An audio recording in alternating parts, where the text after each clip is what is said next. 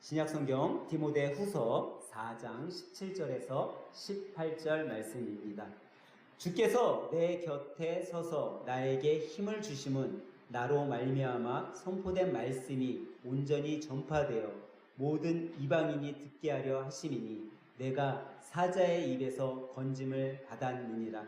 주께서 나를 모든 악한 일에서 건져내시고 또 그의 천국에 들어가도록 구원하시리니 그에게 영광이 세세 무궁토록 있을지어다. 아멘. 할렐루야. 우리 오후 시간에는 앞뒤 옆에 분들과 인사할 때 이렇게 인사하도록 할게요. 집사님, 성도님, 평생 주님과 함께 하세요 하고 인사하도록 합니다. 집사님, 장로님, 평생 주님과 함께 하세요. 오후 시간에 여러분들과 함께 말씀을 좀 은혜 받으면서 먼저 이런 질문을 여러분들에게 한번 드려보려고 합니다. 그 질문은 다름이 아닌 과연 우리 주님은 어디 계실까? 여러분들 주님은 어디 계시다라고 생각되세요?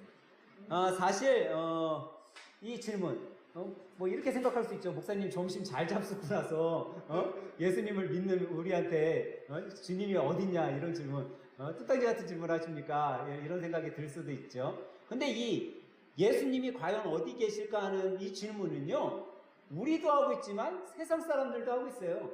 믿지 않는 사람들도 이 질문을 해요. 참 신기하죠? 믿지 않는 사람들 언제 이 얘기할까요?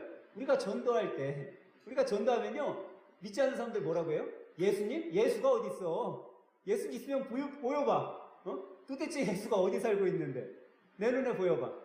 똑같은 질문이에요. 예수님은 과연 어디 계실까 하는 이 질문. 근데 이거는 뭐 신자나 불신자들이 다 하는 얘기지만 예수님을 그래도 좀 오래 믿고 예수 신앙생활을 한 분들이라면 이렇게 대답할 수 있겠죠. 예수님은 저 하늘나라에 계시다. 하나님이 만들어 놓으신 그 하늘나라. 그리고 예수님께서 이 세상 사역하시고 가시면서 하신 말씀이 있잖아요. 내가 너희를 위하여 뭘 만든다? 너희들이 거할 처소를 만든다라고 했어요. 하나님은 우리를 위해서 준비해 놓으신 그 하늘나라에 계십니다라고 이야기할 수 있을 거예요. 물론 맞는 말이죠, 그죠? 천국에 하나님께서 계시고 또 그 편에 예수님께서 계시다라고 했기 때문에 맞는 말이에요. 또 이렇게 얘기하는 분들도 있을 거예요. 예수님은 이 예배 시간에 교회 강단에 있습니다 라고 하는 분들이 있을 거예요. 그래서 설교 때, 예배 때 어느 자리에 앉아라? 앞자리에 앉아라.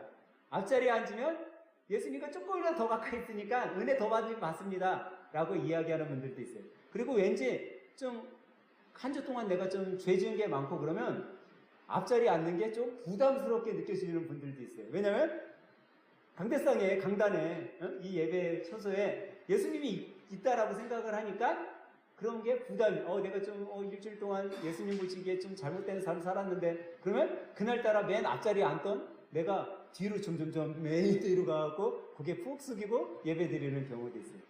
물론, 교회에도, 지금 우리가 예배 드리는 이 자리에도 예수님이 함께 계시죠. 또 어떤 분들은 이렇게 얘기를 하는 크리스찬들도 있어요. 예수님, 어디에 계세요? 우리 마음에. 우리 마음에 예수님 항상 계시죠 라고 이야기합니다. 여러분, 이 질문에 대한 이런 답들 다 맞는 답들이죠. 근데 선뜻 예수님이 어디 계신가 라는 이 질문에 대한 답들이 좀 석연치 않게 느껴질 때가 있다라는 거예요. 근데 오늘 본문에 바울 사도는요, 그 석연치 않은 우리의 대답을 확실하게 이야기해주고 있다는 거예요. 예수님이 어디 계시냐? 이 바울 사도의 고백 속에 우리는 확실한 답을 찾기만 하면 돼요. 오늘 본문 17절은 이렇게 얘기하고 있어요. 주께서 내 곁에 서서 나에게 힘을 주심은 나로 말미암아 선포된 말씀이 온전히 전파되어 모든 이방인들이 듣게 하려 하십니다. 여기 보니까 주께서 내 곁에 어떻다고요? 서서 계시다라는 거예요. 주께서 내 곁에 서 계셔요. 그거는 항상 나와 함께 계시다라는 거예요. 내 곁에 계시다라는 거예요. 여러분, 여러분이 누군가를 돕는다라고 생각을 해보세요. 도와주려고. 내가 만약에 우리 현정자매님을 도와준다고 생각을 해보세요. 도와주려면 어떻게 해야 돼요? 곁에 있어야 돼요? 멀리 떨어져 있어야 돼요? 옆에 있어야지 도와줄 수 있는 거예요. 멀리 떨어져 있으면요, 도와주고 싶어도 도와줄 수 없어요. 근데 항상 내 곁에 옆에서 다닌다고 라고 해보세요. 그러면 때로는 넘어지려고 할 때 붙잡아 줄 수도 있고, 때로는 뭐 목을 말라 있을 때 우리 두 쌍둥이 양손에 잡아서 못 먹고 있을 때 컵에다 물 받아서 먹여줄 수도 있고, 곁에 있을 때는 그게 가능하다라는 거죠. 곁에서 내가 쳐다보고 있으면 언제든지 도와줄 수 있는 거예요. 지금 예수님께서는 여러분과 저 옆에 서서 계심을 바울 사도는 고백하고 있는 거예요. 그러니까 바울 사도는요, 아주 간단 명료하게 예수님이 어디 계시다라고요? 우리 옆에 서 계시다라고 간단 명료하게 이야기해 주었어요.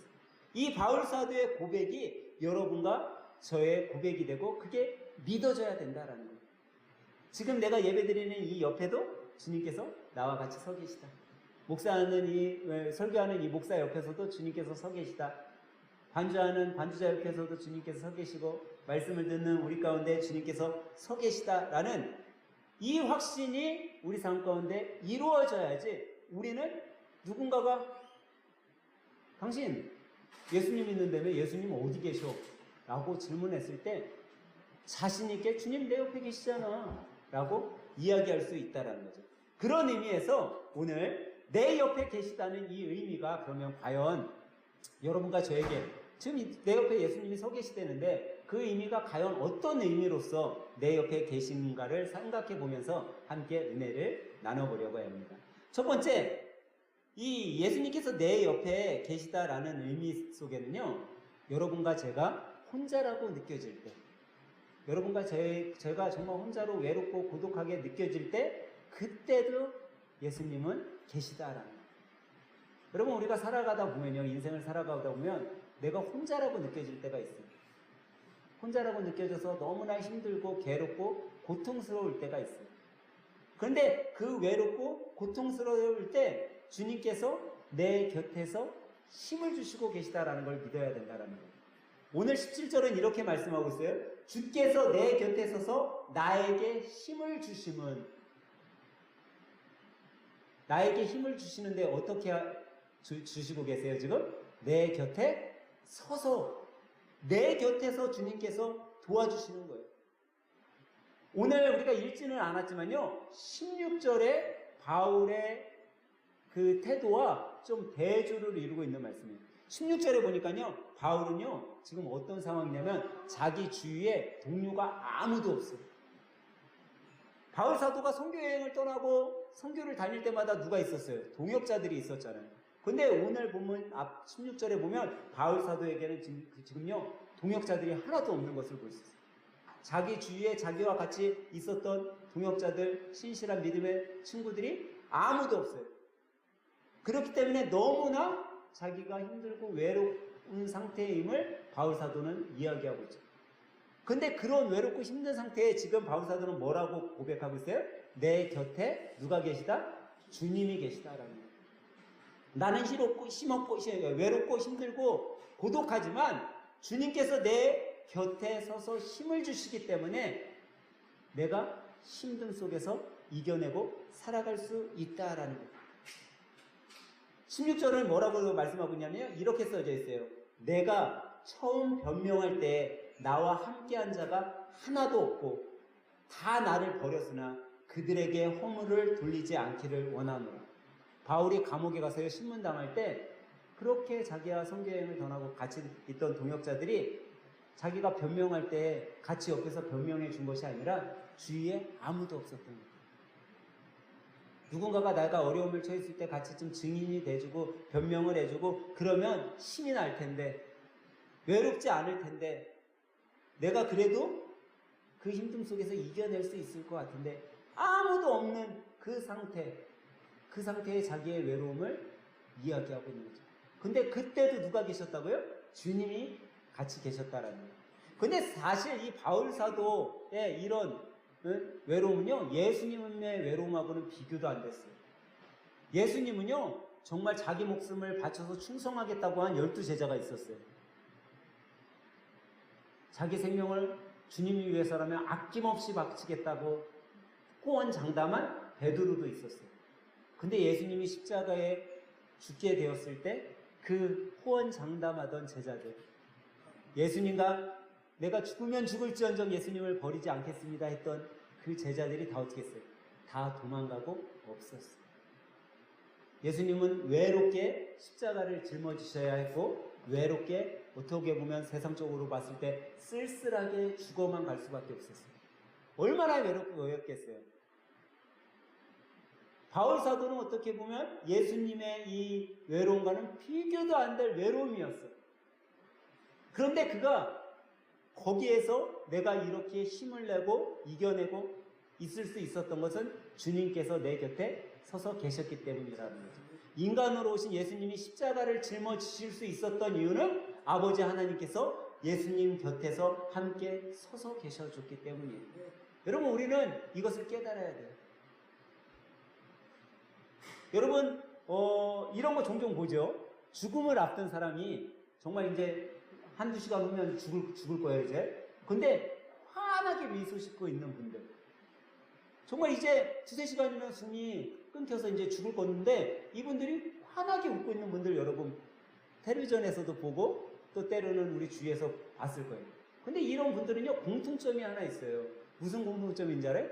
주위에 그렇게 자기가 죽을 때 웃으면서 죽을 수 있게끔 만들어주는 가족이 있다던가, 아니면 주위의 사람들이 자기 죽음 곁에 서서 자기를 바라보고 있기 때문에 그게 가능한 거예요. 그죠? 근데 우리 예수님은 어땠어요? 우리 예수님 죽음의 곁에서 환하게 예수님의 십자가의 죽음을, 주님께서 우리를 위해서 죽으시는군요. 너무나 감사합니다. 이러고 있던 사람들이 있었어요? 아니에요. 오히려 예수님을 핍박하고 조롱하고 예수님을 때리고 했던 그 바리새인들, 로마 병정들, 그런 사람들밖에 없었어요. 어떻게 보면 예수님의 죽음은요, 너무나 인간적으로 봤을 땐 쓸쓸하고 외롭고 고독한 죽음이었어요. 근데 이 죽음의 그 외로움을 예수님께서 어떻게 이길 수 있었는지, 지금 오늘 본문에 나온 이 바울 사도가 정말 자기가 옥에 갇혀서 외로움 가운데 변명하고 있을 때, 아무도 자기 옆에 어떤 친구도 없을 때 그 상황 속에서도 힘을 내고 이겨낼 수 있었던 그 이유를 우리는 깨달아야 된다라는 거죠. 그 이유는 다름 아닌 주님께서 우리와 함께 하시기 때문이에요. 내 곁에 서 계시기 때문에. 주님은요, 여러분과 저를 너무나 사랑하셔서 우리를 결코 버리지 않으신다고 그랬어요.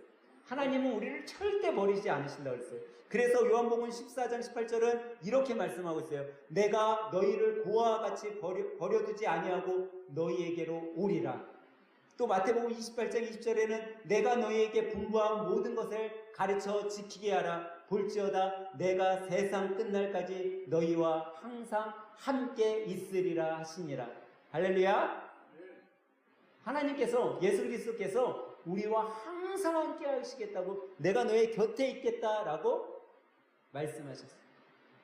그렇기 때문에 오늘 바울 사도가 주님께서 내 곁에 서서 힘이 되어주신다라는 이 고백을 여러분과 제가 깨닫고 우리도 그 고백을 하는 믿음의 성도들이 되어야 될 줄 믿으시기 바랍니다. 두 번째로, 그러면 주님이 내 곁에 계시다는 것을 무엇을 의미할까요? 주님이 내 옆에 계시다라는 것은 어떤 의미를 갖고 있을까요? 그거는요, 여러분과 제가 어려움을 당할 때도 주님께서 내 곁에 계시다라는 거예요. 여러분과 제가 기쁠 때고 즐거울 때만 주님께서 내 곁에 있는 것이 아니라, 여러분과 제가 어려움을 당하는 그때에도 주님께서 내 곁에 계시다라는 거죠. 오늘 본문 17절 다시 한번 가볼게요. 주께서 내 곁에 서서 나에게 힘을 주심은 나로 말미암아 선포된 말씀이 온전히 전파되어 모든 이방인들에게 듣게 하려 하심이니 내가 사자의 입에서 건짐을 받았느니라. 여기 맨 뒤에 보니까 어디에서 건짐을 받았다고요? 사자의. 여러분, 사자의 우리 속에 여러분과 제가 건짐을 받았다라고 생각해 보세요. 굶주린 사자 우리에 던져졌어요. 여러분, 살겠어요, 죽겠어요? 지금 바울 사도는 그런 상황에 놓여있는 자기 자신을 이야기하고 있는 거예요. 사자의 입에 던져진 그런 죽음의 기로에 서 있는 자기의 처지를 이야기하고 있어요. 그런데 거기에서 자기가 어떻게 건짐을 받았어요? 예수 그리스도께서 함께 서서 계셔주니까 그런 어려움 속에서도 내가 건짐 받았다라는 거예요. 여러분, 바울 사도는요, 어느 정도 외로움과 아픔을 느꼈었냐면, 자기가 너무 얼마나 힘들고 외로웠으면 옥에 있을 때요, 자기가 입고 다니던, 사역을 하고 있을 때 입고 다니던 외투를 좀 감옥에다 넣어달라고 이야기할 정도였어요. 감옥에서 춥고 외롭고 쓸쓸했을 때 너무나 춥고 외로우니까 내가 지금 로마 감옥에서 이렇게 추위에 떨고 있으니 내가 사역할 때 입었었던 옷 좀 옥에다 좀 넣어줘라 할 정도의 외로움을 느끼고 있던 사람이에요. 얼마나 외로웠겠어. 얼마나 그 로마 감옥 속에서 얼마나 쓸쓸했겠어요. 그런데 그런 그가 힘을 내고 주님의 사역자로 담대하게 로마 감옥 속에서도 이겨내고 때로는 로마 감옥 속에서 성경을 집필하면서 있을 수 있었던 이유는 단 한 가지죠. 어려움이 있는 그때에도 주님이 곁에 계셨기 때문이에요. 여러분, 우리 삶 속에 어려운 일만 있을 때 뭐 동역자가 있는 것이 아니에요. 우리가 좋은 일이 있을 때도 동역자들이 있고 또 좋은 일이 있을 때 나를 도와주는 사람들도 있죠. 근데 사실은요, 어려울 때 내 곁에 있어주고 어려울 때 나를 도와주는 사람이 진정한 친구요, 진정한 동역자인 거예요. 사람들은요, 어려울 때 나 몰라 해요. 여러분, 우리가 잘 아는 욥의 이야기를 알잖아요. 욥은 하나님의 신실한 자녀였어요. 그가 축복받고 부자였을 때는 주위에 친구들이 많았고 친구들이 다 그를 칭송해줬어요. 근데 그가 이제 모든 재산이 없어지고 하다못해 자식들도 다 죽고 아내까지도 자기를 욕하고 떠나갔을 때 주위에 있는 친구들이 어떻게 해요? 그를 조롱하고 비웃고 떠나갔어요. 여러분, 진정한 친구는요, 나에게 어려움이 있고 고통당할 때 내 곁에 있어주는 게 진정한 친구예요. 근데 바울사도는 그 친구 되시는 주님이 여러분과 저의 곁에 서 계시다라고 이야기해 주는 거죠. 사도행전 18장 9절에서부터 10절에 보면요, 이런 말씀이 있어요. 밤에 주께서 환상 가운데 바울에게 말씀하시되 두려워하지 말며 침묵하지도 말고 말하라. 내가 너와 함께 있으니 어떤 사람도 너를 대적하여 해롭게 할 자가 없을 것이니 이는 이 성 중에 내 백성이 많음이라 하시더라.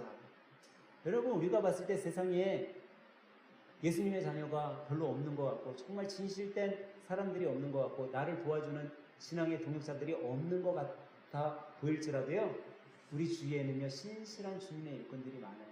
동역자들이 많아요. 그 사람들을 여러분과 저에게 붙여주셨어요. 어떻게 보면 우리 하늘생 공동체가 너무나 주님을 사랑하고 섬기는 공동체로서 아름다운 동역자일 수도 있는 거예요.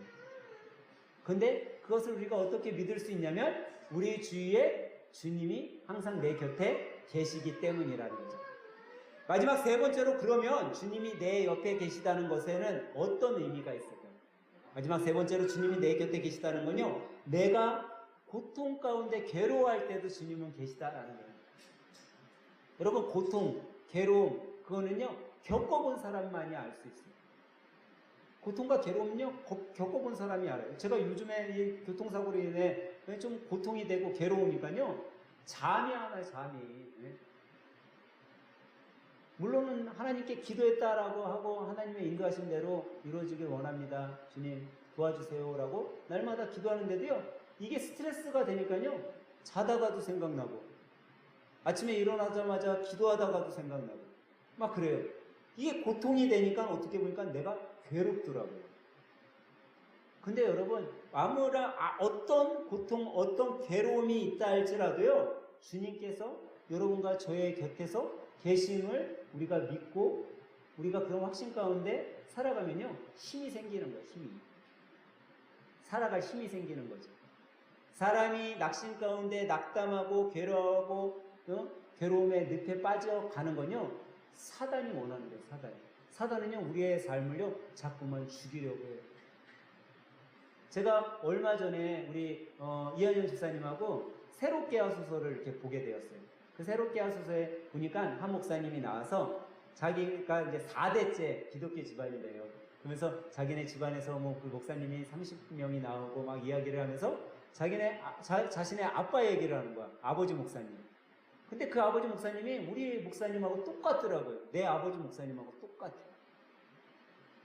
그러면서 자기는 절대 목사가 안 된다. 나는 저도 그랬잖아요. 저도 고등학교 때, 중고등학교 때 나는 다른 건 해도 내가 목사는 안 한다. 그렇게 살았어요. 근데 그 목사님이 자기가 목사가 되고 사역을 하다 보니까 그 아버지 목사님이 얼마나 진실되게 목회를 해왔고 그런 것들이 느껴진다고 하면서 자기 인생 속에 아버지 목사님이 감명 깊게 남겼던 것을 이야기하더라고요. 그 이야기를 들으면서 저는 항상 제가 뭐 다른 교회에서 사역할 때도 그렇고 제가 뭐 전도사, 부목사로 사역할 때 아버지 목사님에 대해서 이야기할 때 제가 한 가지 항상 제 안에 은혜가 되었었고 제가 목회를 할 때에도 그걸 어떻게 보면 제 목회의 삶의 모토로 잡고 있는 이야기, 말씀 중에 하나가 그거예요. 우리 담임 목사님이 그런 얘기를 했어요. 그리스도인들, 또 사람은 다른 것은 다 잘 못해도 한 가지는 꼭 잘해야 되는 게 있는데 그게 뭐냐면 사람을 살리는 일을 해야 된다라는 거예요.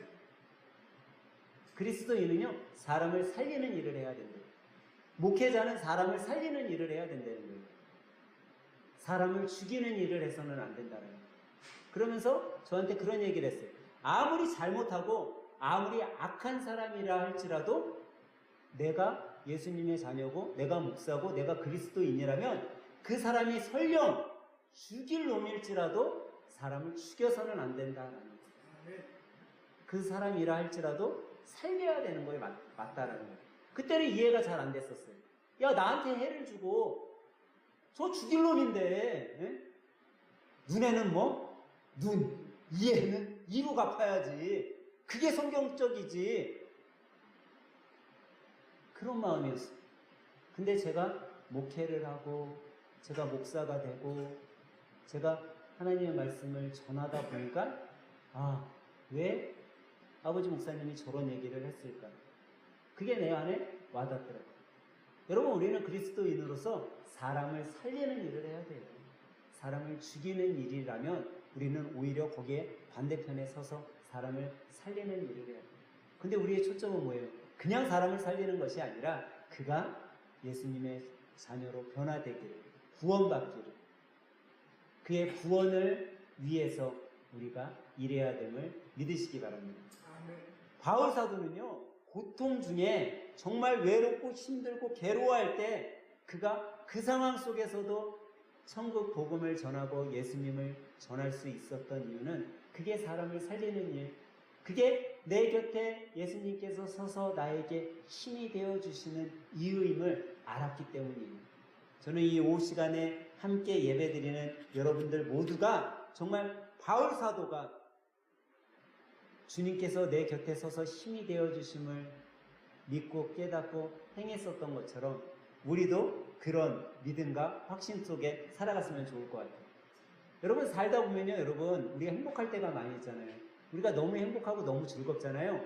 그거를 싫어하는 세력이 있어요. 그게 누구예요? 마귀예요. 사단 마귀. 사단 마귀는요, 여러분과 제가 행복하게 사는 걸 두고 보고 있잖아요. 어떻게 해서든지 그 꼴을 못 봐요. 근데 여러분, 행복하게 살고 싶으세요? 안 살고 싶으세요? 행복하게 살고 싶잖아요. 우리 즐겁게 살고 싶잖아요. 그러면 어떻게 해야 돼요? 이 악한 사단의 세력을 이겨내야 돼요. 근데 내 힘이 안 되니까 내 곁에 서서 계신 주님의 힘으로.